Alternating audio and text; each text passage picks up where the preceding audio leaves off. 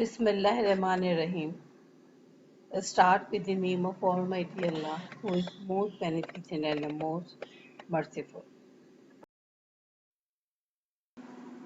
Assalamu alaikum, student of 4th year, morning and evening. This is our lecture number 8, and this is the form 611, and we are covering the topic gastrointestinal absorption. Today, inshallah, we will cover the topic anatomical and physiological factor influencing the drug absorption according to our course plan, lecture number 8.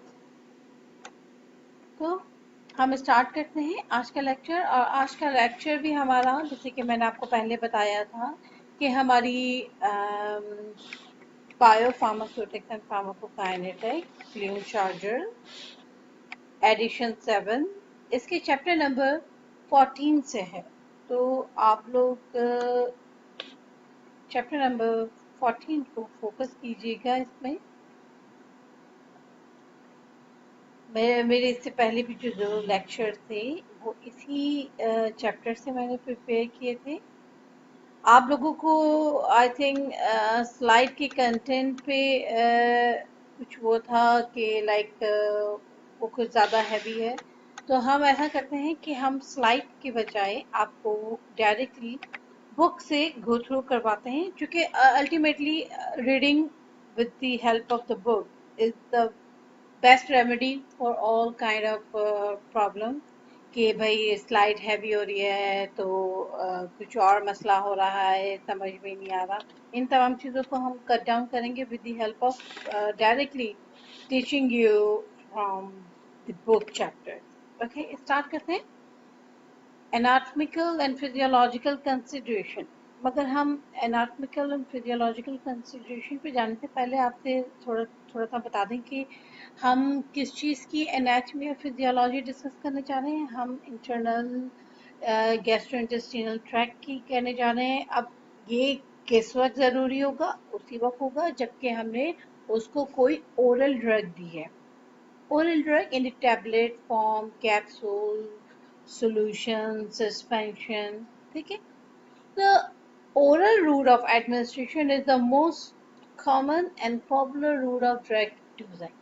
ये बात तो सबको पता ही है। और the oral dosage form must be designed to account for extreme pH range। extreme pH range इसका मतलब जैसे मैंने आपको बताया था कि mouth to anus बॉडी के अंदर डिफरेंट पीएचेस होती हैं। माउथ की अलग है, स्टमक की अलग है, इंटेस्टाइन की अलग है। तो एक और ये एक्सट्रीम होती है, कुछ एसिडिक है, इंटेस्टाइन पर आके बेसिक हो जाती है। तो फिर the presence of the food degradative enzyme varying drug permeability in the different region of the intestine and motility of the gastrointestinal tract। ये तमाम चीज़ों की नो हाउ ज़रूरी है। जैसे कि आपको बताया कि उसकी पीएच रेंज डिफरेंट है from the mouth to stomach, stomach to intestine. फिर इसके अलावा डिफरेंट फूड कंटेंट जो है वो ड्रग की एब्जॉर्प्शन को कम ज़्यादा कर देते हैं। इसके अलावा हम इस चीज़ को नहीं नज़रअंदाज कर सकते कि डिफरेंट एंजाइम बॉडी के अंदर मौजूद हैं फॉर द मेटाबॉलिक प्रोसेसेस। इसके अलावा वेरी करती है ड्रग की permeability in the different region of the intestine. ये बात भी हमारी समझ में आती है। इसके अलावा एक अल्लाह ताला ने एक मोर्टेलिटी का फिनोमेना बॉडी के अंदर रखा है कि जो मूवमेंट है हमारे इंटेस्टाइन की, तो ये जो mortality of the gastrointestinal absorption है, ये किस तरह से असरअंदाज होगी एब्जॉर्प्शन पे, ये तमाम चीज़ें हम अभी डिस्कस करेंगे आपसे। चलो भैया, हम अब डिस्कस करते हैं एनाटॉमिकल एंड फिजियोलॉजिकल कंसिडरेशन। अब क्या चीज़ें हैं, जैसे कि आपको बताइए कि जो नॉर्मल फिजियोलॉजिक रिस्पॉन्स है एलिमेंट्री कैनाल का, वो अफेक्ट होगा बाय किस चीज़ से? डाइट से, स्टमक में मौजूद कंटेंट से। अब चाहे वो कंटेंट फूड की फॉर्म में हो, चाहे ड्रग की फॉर्म में हो, ठीक है। फिर इसके अलावा हार्मोन्स होंगे, and the different visceral nervous system, जो नर्वस सिस्टम एक्सेस करता है, अल्लाह ताला का बनाया हुआ। इसके अलावा कोई डिजी कंडीशन हो, या फिर जैसे आपको बताया कि ड्रग कंटेंट स्टमक के अंदर मौजूद हैं या एलिमेंट्री कैनाल के अंदर मौजूद हैं, तो ये यकीनन डिफरेंट चीज़ें हैं या डिफरेंट फैक्टर्स हैं जो कि अफेक्ट करेंगी ड्रग की एब्जॉर्प्शन को। तो the drug given by the enteral route for the systemic absorption, वो जो कि हम orally दे रहे हैं कि वो हमें systemic absorption प्रोड्यूस करें, may be affected by the anatomy, यकीनन बॉडी की एनाटमी है। जैसे कि आपको बताया कोई ड्रग जो होती है वो स्टमक से एब्जॉर्ब होती है, कोई जो इंटेस्टाइन से होती है, यकीनन उनका फिजियोलॉजिकल फंक्शन, हर जगह का फिजियोलॉजिकल फंक्शन अलग है। माउथ में अल्लाह ताला ने जिस तरह से डिफरेंट एंजाइम्स बनाए हुए जो कि उसको मेटाबोलाइट करते हैं, ड्रग डिजॉल्व करते हैं, फिर गैस्ट्रिक एसिड है, फिर इसके अलावा डिफरेंट किस्म के एंजाइम जो कि लीवर से निकल रहे हैं, पैंक्रियाज से निकल रहे हैं। जी, एंट्रल सिस्टम जो है वो कंसिस्ट करता है एलिमेंट्री कैनाल पे। अब एलिमेंट्री कैनाल जो है वो माउथ से शुरू होती है एनस तक, जिसे कि आप फिगर 14.12 के अंदर देख रहे हैं। अच्छा, तो जो मेजर फिजियोलॉजिकल प्रोसेसेस हैं that occur in the GI tract are secretion, digestion and absorption. आपको बता दिया कि जो मेजर फिजियोलॉजिकल प्रोसेसेस हैं जीआई के अंदर वो कौन कौन से हैं, सिक्रीशन, डाइजेशन एंड अब्जॉर्प्शन। अब सिक्रीशन के अंदर क्या चीज़ शामिल है? Secretion include the transport of fluid, electrolyte, peptide and protein into the lumen of the alimentary canal. इसके अलावा enzyme in the saliva and pancreas secretion are also involved in the digestion of carbohydrate and protein. ये बात तो हम from earlier classes से पढ़ते हुए आ रहे हैं कि भाई एंजाइम्स जो होते हैं, जो स्लाइवा में होते हैं, जो हमारे पैंक्रियाज की सिक्रीशंस के अंदर होते हैं, जो कि डाइजेस्ट करते हैं कार्बोहाइड्रेट और प्रोटीन को। अदर सेक्रीशन, और इसके अलावा भी बहुत सारी न्यूमरस सेक्रीशन है। अब जैसे कि म्यूकस है, वो प्रोटेक्ट करता है lining of the lumen of the GI tract. अब जैसे आपको बताया एसिडिक भी है, पर जब स्टमक की पीएच है 1.2 है, तो आप सोच सकते हैं कि कितनी एसिडिक होगी। इतने एसिडिक पीएच में अगर कोई नॉर्मल म्यूकोसा हो तो वो तो जल के खाक हो जाए, बट अल्लाह ताला के बनाए हुए निज़ाम के अंदर इस म्यूकस की सिक्रीशन को रवा रखना मकसद ये है कि उसको प्रोटेक्ट करें, इंटरनल लाइनिंग को। Digestion is the breakdown of the food constituent into the smaller structure in the preparation for absorption, ताकि वो छोटे छोटे पार्टिकल्स के माइन्यूट पार्टिकल में जो कि एब्जॉर्प्शन के लिए ज़रूरी वो हो सके। Food constituent are mostly absorbed in the proximal area. proximal area कौन सा है? Duodenum of the small intestine. The process of absorption is the entry of the constituent from the lumen of the gut into the body. ये बात समझ में आती है कि एब्जॉर्प्शन क्या चीज़ है। अब एब्जॉर्प्शन चाहे वो ड्रग की हो चाहे वो फूड की, the process of the absorption is the entry of the constituent from the lumen of the gut into the body systemic circulation. Absorption may be considered the next result of the both the lumen to the blood and blood to the lumen transport movement. हमने कहा ना कि बहुत सारी चीज़ें जो है वो ट्रांसफर हो रही हैं, gut, human gut to the blood and blood to the human blood to the lumen. तो ये by direction you can say the more transport system है। अच्छा, ड्रग जो कि हम एडमिनिस्टर करते हैं या वो एडमिनिस्टर्ड होती है, वो पास होती है different part of enteral canal. उसके अंदर शामिल है oral cavity, oesophagus and various part of the gastrointestinal tract. और जो उधर से एब्जॉर्प्शन होती है, रीअब्जॉर्प्शन होती है, तो फिर उसके बाद जो residues eventually exit the body through the anus. The total transit time, including the gastric emptying, the small intestine transient, and the colonic transient, ranges from zero point 0.4 to 5 days.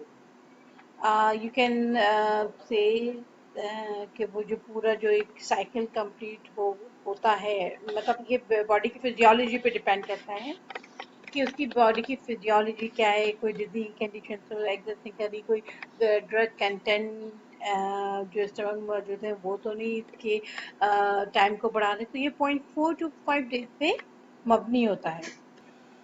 अच्छा भाई, अब ड्रग की absorption है कि हम जब बात कर रहे हैं तो सबसे जो इम्पोर्टेंट रीजन होता है वो स्मॉल इंटेस्टाइन में ड्यूडेनम होता है, जहाँ से कि ड्रग की एब्जॉर्प्शन होती है। इसके अलावा जो स्मॉल इंटेस्टाइन ट्रांजिट टाइम है जिसे हम कहते हैं SITT, ये इसकी रेंज होती है तकरीबन 3 से 4 घंटे एक हेल्दी पेशेंट के अंदर। मगर अगर वो 3 से 4 घंटे के पहले ड्रग या वहाँ से पास हो जाती है तो हम ये कह सकते हैं कि देयर मस्ट बी सम एरिटिक और इनकम्प्लीट एब्जॉर्प्शन, ये फिर सही से एब्जॉर्प्शन उस ड्रग की नहीं होगी। अच्छा, नॉर्मली जो स्मॉल इंटेस्टाइन होता है वो फिल्ड होता है with the digestive juices and liquid. इसकी वजह से जो ल्यूमेन कंटेनर वो फ्लूइड जैसे रहते हैं। अच्छा, इसके बरक्स जो fluid in the colon is reabsorb, तो कोलन में आके ये फ्लूइड दोबारा से रीअब्सॉर्ब हो जाता है and the luminal content in the colon is either semi solid और सॉलिड। अच्छा, यही वजह है कि जो लैक ऑफ सॉल्युबलाइजिंग इफेक्ट होता है काइम का इन digestive contribute to a less favorable environment for drug absorption।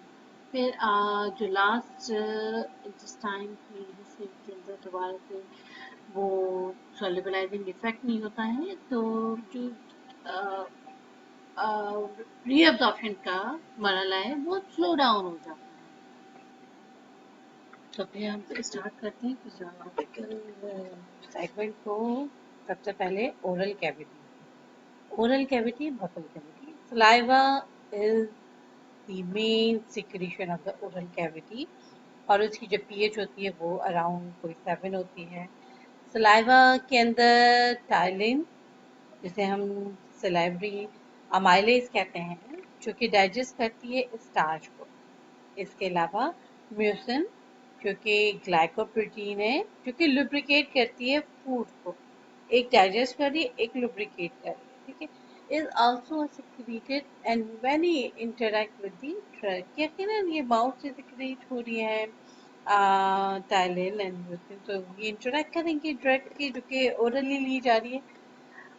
अंदाजन तकरीबन 1500 ml saliva is secreted per day in a normal healthy buccal cavity के अंदर। ओके, ये जो ओरल कैविटी है हम इसको यूज कर सकते हैं for the buckle absorption of lipid soluble drug के लिए, जैसे फेंटेनाइल सिट्रेट या फिर दूसरी एग्जांपल है नाइट्रोग्लिसरीन। इनको इस तरह से फॉर्मुलेट किया जाता है कि इनको सबलिंगुअल रूट के जरिए से एडमिनिस्ट्रेट कर सकते हैं। इस तरह रिसेंटली जो एक oral disintegrating tablet ODT introduce हुई है। देखिए, ये जो ओरली डिसइंटीग्रेटेड टैबलेट का जो सिलसिला है जिसकी एग्जाम्पल है एरिपिरिजोल, rapidly disintegrate in the oral cavity in the presence of saliva। और फिर क्या होता है, the resulting fragment which are suspended in the saliva are swallowed and the drug is then absorbed from in gastrointestinal tract। A major advantage for orally disintegrated tablet is that the drug may be taken without water। बहुत सारे लोगों को मसला होता है ना कि swallow करने में टैबलेट का साइज बड़ा है या कैप्सूल में स्वेलो, तो ये ओरली डिसइंटीग्रेटेड टैबलेट ने इस मसले को सॉल्व कर दिया कि वो वहीं पे डिसइंटीग्रेट होगी और इजीली, जैसे कि हम इजीली कोई भी लिक्विड को स्वेलो करते हैं तो हम उसको cephalocardium. In the case of antipsychotic drug, एडिपराजोल, ये जो ड्रग है एडिपराजोल, इसको ये हम दे सकते हैं with the help of this new innovative drug delivery system, orally disintegrated tablet, to the schizophrenic patient.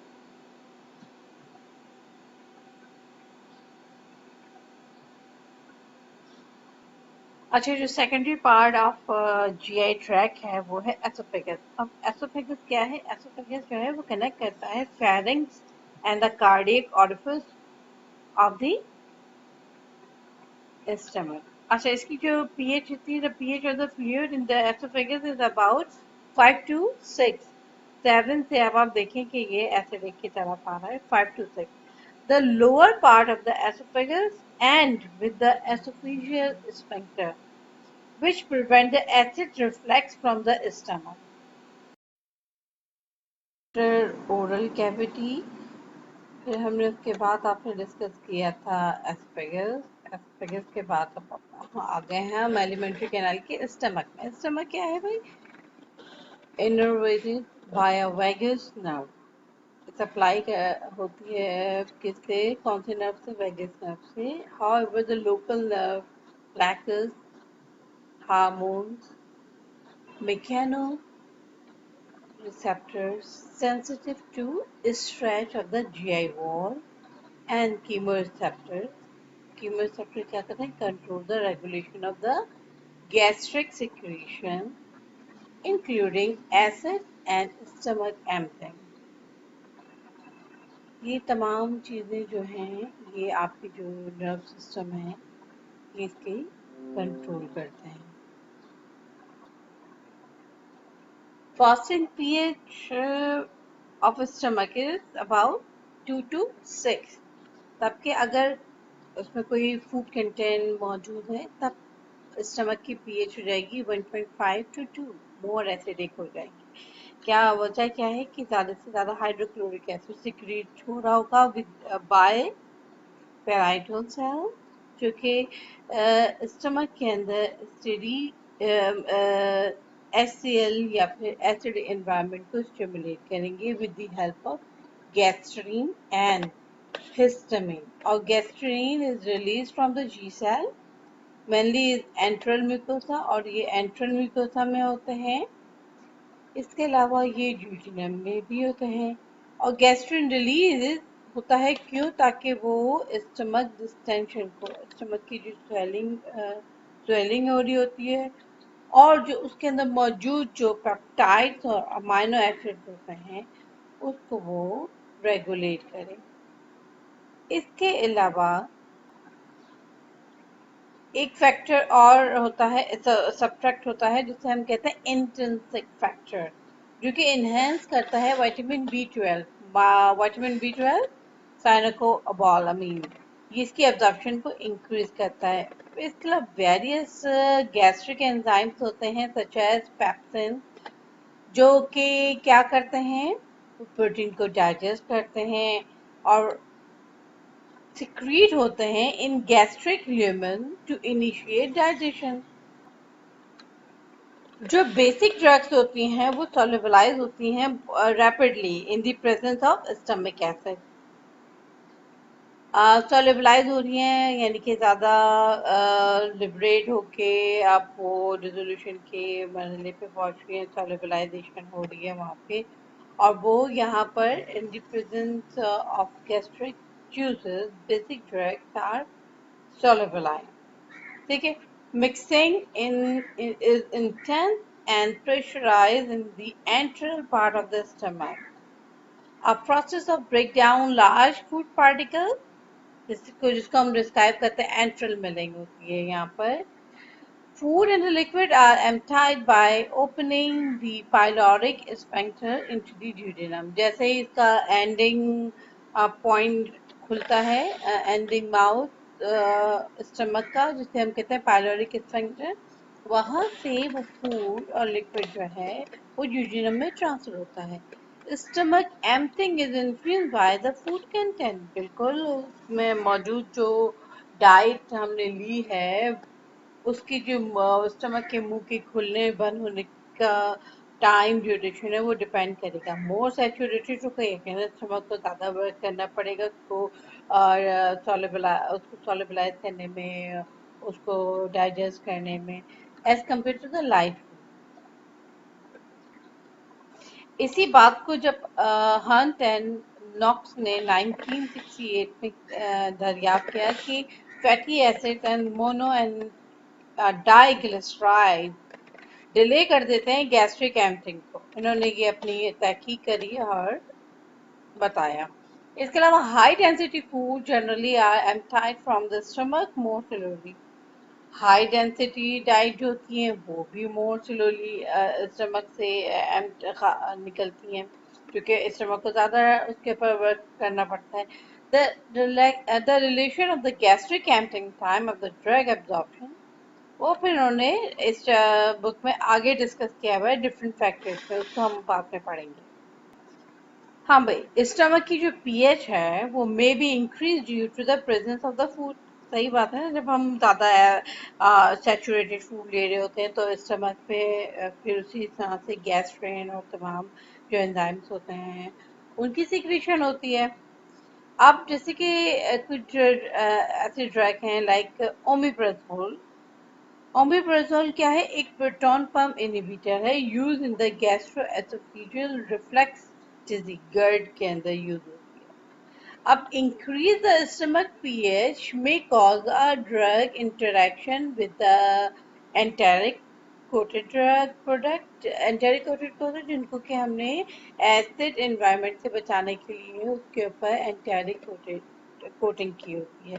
अब वो कौन सी ड्रग है? यकीनन जो कि एसिड लिबाइल है, डिक्लोफेनेक, एंटेरिक कोटेड टैबलेट, वोल्टारेन। ठीक है।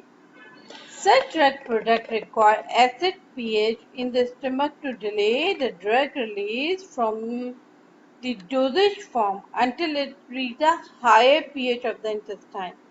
इनको एक्चुअली में इनकी जो डिजायर साइट है वो है इंटेस्टाइन, जहाँ पे कि इनको सॉल्व होना है।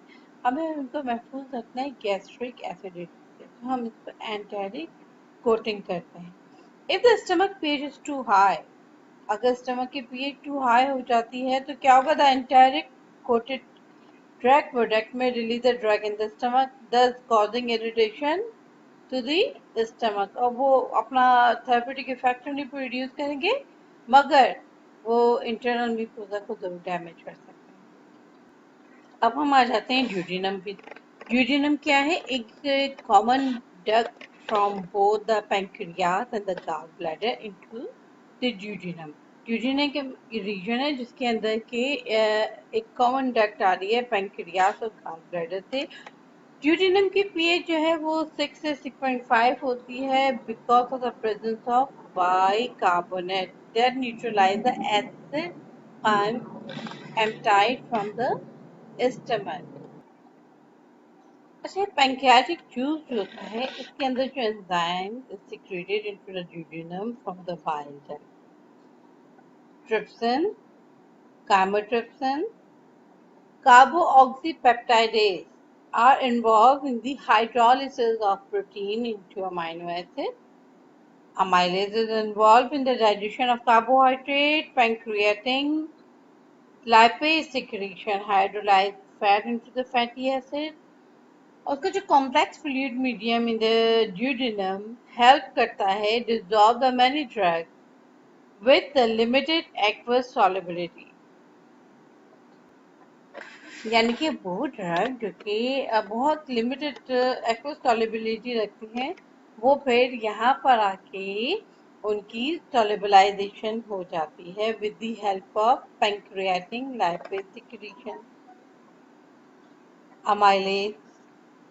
ये जो डिफरेंट पैंक्रियास की जो सिक्रीशन है इसकी मदद से वो तमाम ड्रग जो कि वाटर में सॉल्युबल नहीं हो रही होती हैं वो यहाँ पर आके सॉल्युबलाइज हो जाती हैं। अच्छा, ड्यूडेनम जो है वो एक major site for passive drug absorption है। क्यों भाई? Due to both in anatomy which create the high surface area. High surface area होता है क्योंकि उसकी जो इंटरनल लाइनिंग होती है उसके अंदर अल्लाह ताला ने कुछ इस तरह की स्ट्रक्चर्स बनाए हुए हैं जिसको हम आगे एक्सप्लेन करेंगे आपको, एल्विलाई और ये तमाम चीज़ें जो कि इसकी सरफेस एरिया को बढ़ा देते हैं। सरफेस एरिया बढ़ गया है, सर्कुलेशन बढ़ गई, सर्कुलेशन बढ़ गई, उसका जो ड्रग का जो कांटेक्ट में आने का है वो बढ़ गया, और जब कांटेक्ट आने में बढ़ गया तो एब्जॉर्प्शन भी उसकी बढ़ जाएगी। तो duodenum is a major site for passive drug absorption due to both in anatomy, which create a high surface area and high blood flow. Duodenum is a site where many East prodrugs are hydrolyzed during absorption. ठीक है, वो drug जिनको आगे further activate होना होता है वो यहाँ पर एक्टिवेट हो जाती हैं। Proteolytic enzyme in the duodenum degrade many protein drug, preventing adequate absorption of the intake protein drug. मगर कुछ ड्रॉबैक भी है। अब ये क्या है, जो प्रोटीयोलाइटिक एंजाइम होते हैं ड्यूडेनम के अंदर वो डिग्रेड कर देते हैं बहुत सारी प्रोटीन ड्रग्स को, जो कि प्रिवेंट कर देता है, फिर यकीनन डिग्रेड कर देता है, वो फिर अपनी सही हालत में बरकरार नहीं रहेंगी और उनकी एब्जॉर्प्शन भी यहाँ से एरेटिक हो जाएगी। अच्छा, फिर इसके बाद आ जाता है जीजनम। जीजनम क्या है? वो एक मिडल पोर्शन है स्मॉल इंटेस्टाइन का बिटवीन ड्यूटेनम एंड इलियम, और डाइजेशन ऑफ द प्रोटीन और कार्बोहाइड्रेट यहाँ पर भी उनकी ब्रेकडाउन कंटिन्यू रहती है after addition of pancreatic juice and bile in the duodenum. Duodenum में जो उनके साथ पैंक्रियाटिक जूस और बाइल मिक्स होके फूड को ब्रेक डाउन करती है, वो यहाँ पर कंटिन्यू रहती है। This portion of the small intestine generally has a fewer contraction than the duodenum and is preferred for the in vivo drug absorption study. अच्छा भाई, अब हम आ जाते हैं इलियम के ऊपर। इलियम क्या है? The ileum is the terminal part of the small intestine. Duodenum, jejunum, ileum, ये तीन पार्ट हो गए स्मॉल इंटेस्टाइन के, और इलियम जो है लास्ट उसका टर्मिनल पार्ट है स्मॉल इंटेस्टाइन का। This site also has fewer contraction than the duodenum. Duodenum में सबसे ज्यादा होती है, जिजिनम में बिल्कुल नहीं होती है, इलियम में बहुत थोड़ी सी कॉन्ट्रैक्शन होती है। अच्छा, ये वो साइट है जिसको कि हम ब्लॉक ऑफ कर सकते हैं with the help of catheter with an inflatable balloon. अब ये डिवाइस है कैथेटर की जो कि यहाँ पर हम ब्लॉक कर देंगे। ब्लॉक करने का मकसद क्या है? ताकि अगर हम किसी ड्रग की एब्जॉर्प्शन की स्टडी कर रहे हैं तो हम वो यहाँ पर इस पोर्शन में इजीली कर सकते हैं। अच्छा, इसकी जो पीएच होती है इज अबाउट 7, और with the distal part of the high pH of S8, 8 pH तक होती है distal part में. Due to the presence of the bicarbonate secretion, acid drug will dissolve in the ileum. Bile secretion help करता है dissolve करने में fat and hydrophobic drug को और fat को बाइल सिक्रीशन जो है वो डिसॉल्व करने में मदद करता है। आप आ जाए भाई कोलोन के ऊपर। अच्छा, स्मॉल इंटेस्टाइन के अंदर जैसे कि हमने देख लिया, पढ़ लिया कि उसमें स्मॉल स्ट्रक्चर होते हैं जो कि विलाई कहलाए जाते हैं, और उससे इंक्रीज सरफेस एरिया हो जाता है ड्रग एब्जॉर्प्शन का। मगर ये फिनोमेना अल्लाह ताला ने कोलोन के अंदर नहीं रखा, क्योंकि कोलोन जो होता है वो लैक विलाई होता है और has the limited drug absorption. उसकी वजह से लेस सरफेस एरिया की वजह से उसकी एब्जॉर्प्शन भी कम होती है due to the lack of large surface area या blood flow and the more viscous and semi-solid nature of the lumen content। यहाँ पे बहुत ज़्यादा सेमी सॉलिड हो जाता है। जो हमने लिक्विड कंटेंट होता है स्मॉल इंटेस्टाइन में, कोलन में आके वो सेमी सॉलिड नेचर में हो जाता है। The colon is lined with the mucin and these functions are lubricant and protectant. अच्छा, जो कोलोन के अंदर म्यूसिन है वो उसका फंक्शन ये होता है कि वो उसको लुब्रिकेट करता है, प्रोटेक्ट करता है। अच्छा, इसकी जो पीएच होती है इस रीजन में वो होती है 5.5 से 7। इस एरिया के अंदर थियोफाइलिन एंड मेटोप्रोलॉल की जो एब्जॉर्प्शन है वो ज्यादा बढ़ जाती है।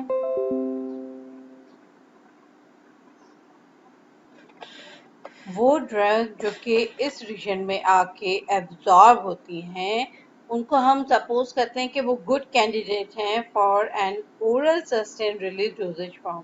क्योंकि सस्टेन रिलीज का तो मकसद ये है कि वो देर तक अपने इफेक्ट को प्रोड्यूस कर रही हो। तो जब हम किसी भी सस्टेन रिलीज ड्रग प्रोडक्ट को बना रहे होते हैं तो कोशिश ये होती है कि वो देर तक रिलीज होते रहे और उनकी एब्जॉर्प्शन कोलोन में जाके हो। कोलोन के अंदर दोनों तरह के माइक्रो ऑर्गेनिज्म पाए जाते हैं, एरोबिक एंड एनएरोबिक ऑर्गेनिज्म, जो कि उनका काम क्या है, वो मेटाबोलाइज कर देते हैं some drug. For example L dopa and lactulose are metabolised by enteric bacteria. Enteric bacteria जो कि बाय डिफॉल्ट हमारी बॉडी के अंदर मौजूद हैं। इसी तरह से एक मेडिकल सिचुएशन है जिसे क्रॉन्स डिजीज कहते हैं, वो असरअंदाज करती है कोलोन को और उसकी जो थिकनेस होती है वॉल को, उसको वो असरअंदाज करती है। The microflora also become more anaerobic. Absorption of clindamycin and propranolol is increased, whereas the other drug has been reduced the absorption with this disease।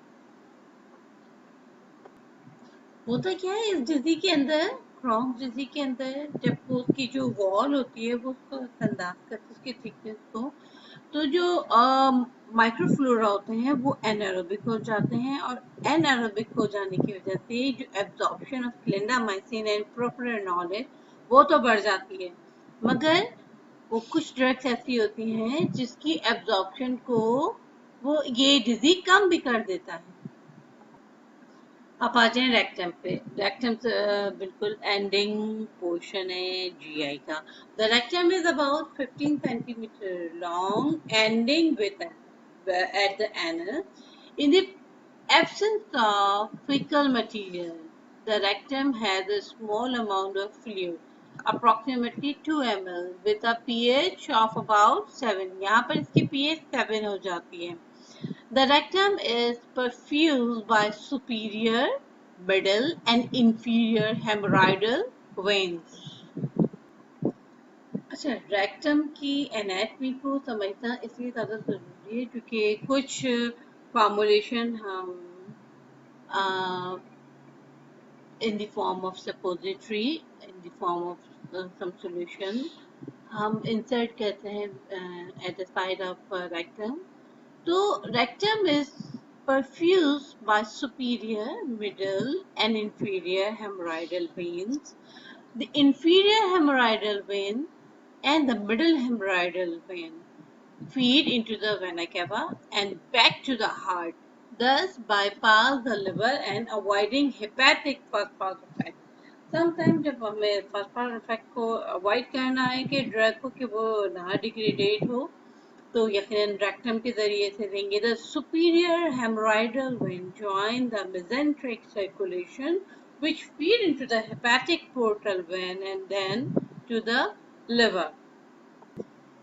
जैसे हमने आपको बताया कि कुछ ड्रग फॉर्मुलेशन रेक्टम के अंदर हम इंसर्ट करते हैं, तो जो ड्रग की एब्जॉर्प्शन होती है after the rectal administration may be variable depending on the placement of the suppository और the drug solution within the rectum. ठीक है, a portion of the drug dose may be absorbed by the lower hemorrhoidal vein from which the drug feed directly into the systemic circulation। जहाँ से कि वो directly systemic circulation के अंदर दाखिल हो जाती है। सम ड्रग में भी एब्जॉर्ब वाया सुपीरियर हेमोरॉइडल वेन, और कुछ ड्रग ऐसी होती हैं जो कि सुपीरियर हेमोरॉयडल वेन से एब्जॉर्ब होती है, तो which feed into the mesenteric when to the hepatic portal vein to the liver and be metabolized before systemic absorption. Thus, some of the variability in the drug absorption follow the rectal administration may occur due to variation in the site of absorption within the rectum. Okay student, यहाँ पर हमने आपसे anatomy इसकी complete करवा दी है, GI tract की के जो कि एब्जॉर्प्शन में मदद करेगी, कहाँ कहाँ कौन सी ट्रैक की एब्जॉर्प्शन होगी, ये तमाम चीज़ें हमने आपको आज के लेक्चर में बताया।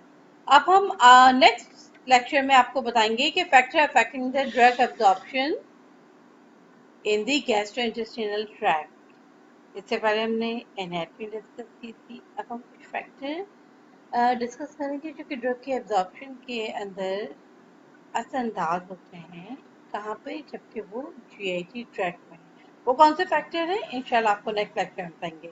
अल्लाह हाफ़िज़।